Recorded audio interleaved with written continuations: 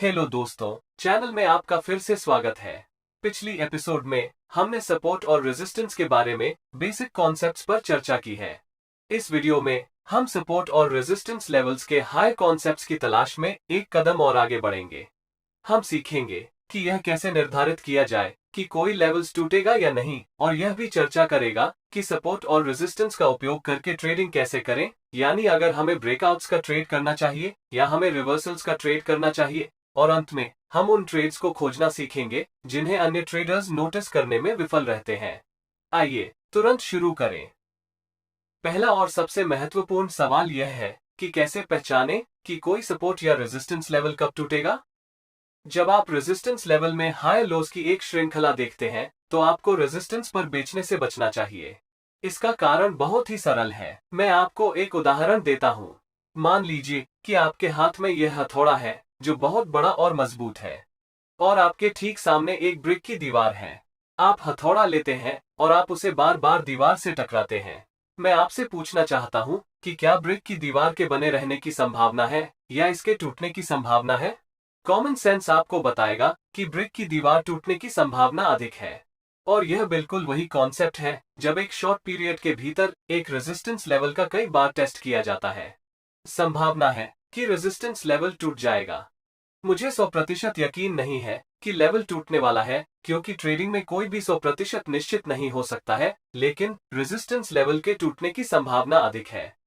और इसी तरह जब आप सपोर्ट लेवल में लोअर हाइज की एक श्रृंखला देखते हैं तो संभावना है कि सपोर्ट लेवल टूटने वाला है। ऐसा इसलिए है क्योंकि कीमतें शॉर्ट पीरियड में कई बार सपोर्ट लेवल को टेस्ट करती हैं। हम इस वीडियो में इस विचार को और आगे बढ़ाएंगे जब हम ब्रेकआउट ट्रेड्स के बारे में बात करेंगे। एक और बहुत इंपॉर्टेंट सवाल यह है कि ट्रेडिंग के लिए सर्वोत्तम सपोर्ट और रेजिस्टेंस एरियाज को कैसे खोजा जाए। हम इस प्रश्न को दो ट्रेड आइडियाज के साथ देख सकते हैं। एक ब्रेकआउट्स है और दूसरा है रिवर्सल्स। हम समझेंगे कि कब ब्रेकआउट ट्रेड करना चाहिए और कब रिवर्सल ट्रेड करना चाहिए। आइए रिवर्सल ट्रेडिंग के विचार से शुरू करें। इस प्रकार के रिवर्सल ट्रेडिंग से जुड़ा सबसे इंपॉर्टेंट प्रश्न यह है कि आप कैसे जानते हैं कि एक विशेष लेवल बरकरार रहेगा या नहीं। यदि सपोर्ट या रेजिस्टेंस लेवल बना रहता है तो ही आप एक रिवर्सल ट्रेड में प्रवेश कर सकते हैं, वरना आप ट्रेड के गलत पक्ष में रहेंगे और नुकसान में समाप्त होंगे। रिवर्सल ट्रेडिंग करने के लिए मैं आपको कुछ टिप्स दूंगा। पहली और सबसे इंपॉर्टेंट बात यह है कि आपको एक मार्केट स्ट्रक्चर में एक पावर मूव या एक मोमेंटम मूव या एक मजबूत प्राइस मूव देखना होगा। इसका मतलब यह है कि यदि आपने सपोर्ट या रेजिस्टेंस एरियाज को खींचा है तो आप उस लेवल में एक मजबूत प्राइस मूव को देखना चाहते हैं। मजबूत मूव से मेरा मतलब है लार्ज बॉडीड कैंडलस्टिक्स। इसका मतलब है कि एक रेजिस्टेंस एरिया के लिए हम मजबूत बुलिश कैंडल्स को रेजिस्टेंस में आते हुए देखना चाहते हैं, और एक सपोर्ट एरिया के लिए हम मजबूत बेरिश कैंडल्स को सपोर्ट में आते देखना चाहते हैं। पावर मूव या मोमेंटम मूव से मेरा यही मतलब है। मुझे पता है कि यह काउंटर इंट्यूटिव लगता है कि एक मजबूत प्राइस मोमेंटम होने पर किसी को रिवर्सल ट्रेड क्यों करना चाहिए। यानी जब रेजिस्टेंस लेवल में इतनी स्ट्रॉन्ग बुलिश मोमेंटम है तो आप क्यों बेचना चाहते हैं, और जब सपोर्ट लेवल में इतनी मजबूत बेरिश मोमेंटम है तो आप क्यों खरीदना चाहते हैं। अभी चिंता न करें, क्योंकि जैसे जैसे हम आगे बढ़ेंगे आपको स्पष्ट हो जाएगा कि मैं इस बारे में क्यों बात कर रहा हूँ। ध्यान रखने वाली दूसरी बात यह है कि आपको एक एरिया ऑफ वैल्यू से, यानी सपोर्ट या रेजिस्टेंस लेवल से स्ट्रॉन्ग प्राइस रिजेक्शन देखनी चाहिए। यह प्राइस रिजेक्शन पिन बार के रूप में हो सकती है। पिन बार एक शूटिंग स्टार, हैमर आदि हो सकता है। विचार एक लॉन्ग विक्ड कैंडल को देखने का है जो इंगित करता है कि प्राइस उस एरिया ऑफ वैल्यू से रिजेक्ट हो जाता है जिसे हम देख रहे हैं। आइए इसे रेजिस्टेंस के मामले में समझते हैं। एक बड़ी बुलिश कैंडलस्टिक रेजिस्टेंस लेवल में आती है और वो अचानक रिजेक्ट हो जाती है। प्राइस रिजेक्शन जितनी मजबूत होगी ट्रेड उतना अच्छा होगा। ठीक यही आप देखना चाहते हैं। आइए इस आइडिया को थोड़ा और गहराई से समझते हैं।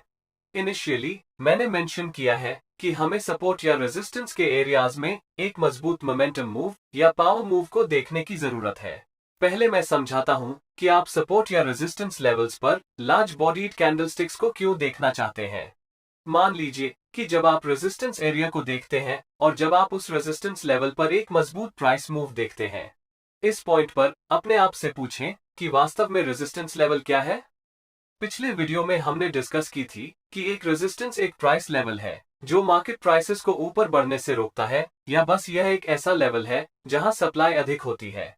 और आप यह भी सोचें कि आप वास्तव में अपोजिंग प्रेशर का सामना कहां करेंगे, या बस आपको क्या लगता है कि बायर्स कहां आएंगे ताकि वे अच्छी कीमतों पर खरीद सकें।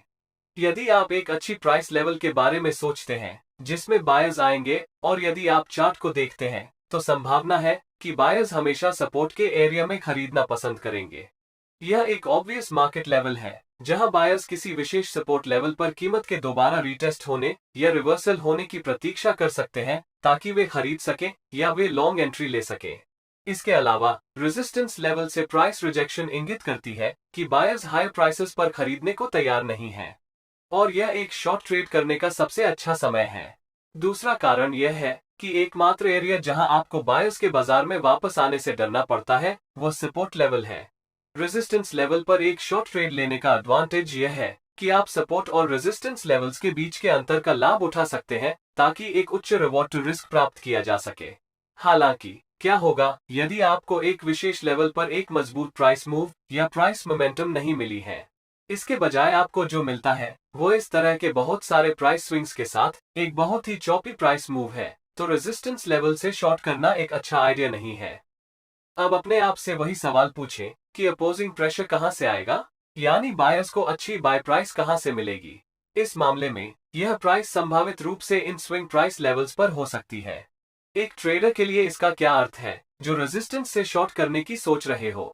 इसका सीधा सा मतलब है कि जब प्राइस इन स्विंग लेवल्स में नीचे आती है तो आपको अपोजिंग प्रेशर का सामना करना पड़ सकता है जो आपके ट्रेड के खिलाफ हो सकता है, और आपको अच्छा रिवॉर्ड टू रिस्क नहीं मिलेगा। यही कारण है कि जब इस प्रकार की स्टेयर स्टेपिंग प्राइस एक्शन या लेवल्स में स्विंग टाइप की प्राइस एक्शन होती है तो आपको एक शॉर्ट ट्रेड नहीं करना चाहिए। इसका कारण यह है कि ये सभी minor swing low levels opposing pressure के रूप में कार्य करते हैं जहां बायर्स एंट्री ले सकते हैं और आपके ट्रेड के खिलाफ कीमत बढ़ा सकते हैं। आप एक पर्टिकुलर लेवल पर लार्ज बॉडीड कैंडल्स या लार्ज मोमेंटम कैंडलस्टिक्स को क्यों देखना चाहते हैं? इसका कारण एक बहुत ही सिंपल आइडिया है।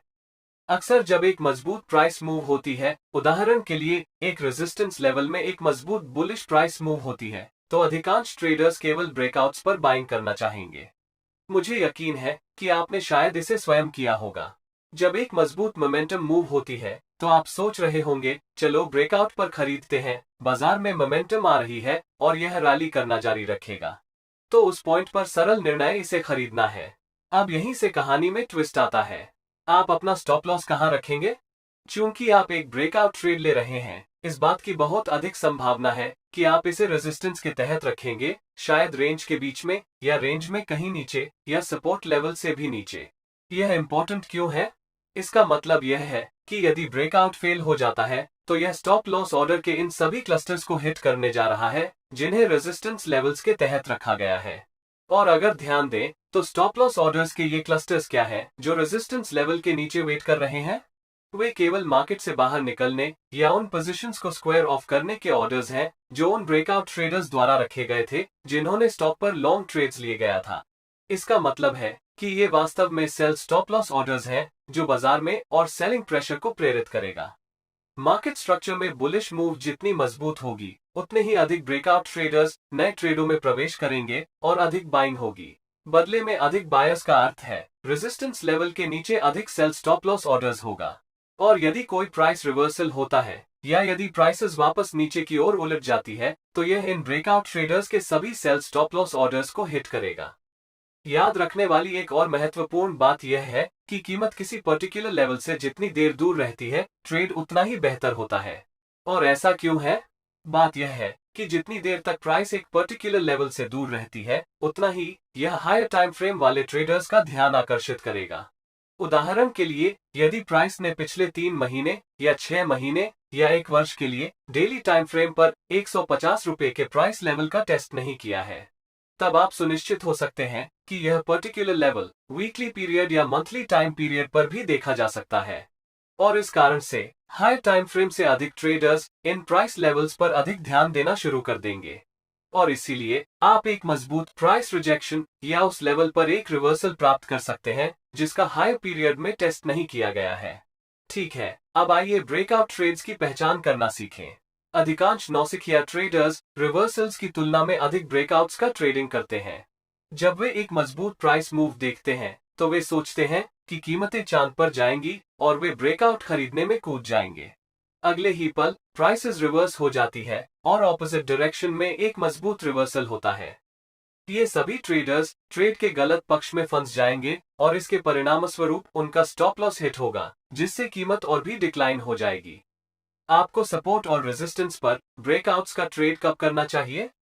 यह कॉन्सेप्ट वास्तव में रिवर्सल्स के मामले में आपके द्वारा पहले सीखी गई बातों से काफी विपरीत है। तो आप जानते हैं कि कीमत सपोर्ट या रेजिस्टेंस पर रिवर्स होने की संभावना है जब आपके पास एक पावर मूव या मोमेंटम मूव होता है जो एक प्राइस रिजेक्शन के साथ एक मार्केट स्ट्रक्चर में चलती है। जब आप इसे एक ब्रेकआउट दृष्टिकोण से देख रहे हैं तो आप मार्केट स्ट्रक्चर में एक मजबूत मोमेंटम मूव नहीं देखना चाहते हैं। इस मामले में आप जो देखना चाहते हैं वह एक प्राइस एक्शन है, जिसके बारे में हमने इस वीडियो की शुरुआत में ही चर्चा की है। हमें हाई लोज को रेजिस्टेंस में देखना होगा, कुछ हद तक एक असेंडिंग ट्रायंगल की तरह दिखना चाहिए, या हमें लोअर हाइज को सपोर्ट में देखना चाहिए जो कुछ हद तक एक डिसेंडिंग ट्रायंगल जैसा दिखता है, या यहाँ तक कि एक तीसरा प्रकार जहाँ एक प्राइस बिल्डअप होता है जो मूविंग एवरेजेस द्वारा सपोर्टेड होता है। मैं सब समझा दूंगा। रेजिस्टेंस लेवल में हाई लोज कुछ इस तरह दिखेगा। आप देख सकते हैं कि कीमत कुछ हद तक असेंडिंग ट्रायंगल पैटर्न की तरह दिखती है। यह महत्वपूर्ण है क्योंकि यह मुझे बता रहा है कि बायर्स हायर प्राइसेस पर खरीदने के इच्छुक हैं और सेलर्स बेचने में इंटरेस्ट नहीं रखते हैं या वे कमजोर हैं। असेंडिंग ट्रायंगल पैटर्न मुझे बताता है कि सेलर्स अपनी ताकत के मामले में कमजोर हो रहे हैं। बात यह है कि पहली बार सेलर्स अच्छे मार्जिन से कीमत को नीचे धकेलने में कामयाब रहे और लगातार बार धक्का और कमजोर होता गया। यह बुलिश स्ट्रेंथ का संकेत है, जिसका मतलब है कि बाजार संभवतः ब्रेकआउट हो सकता है।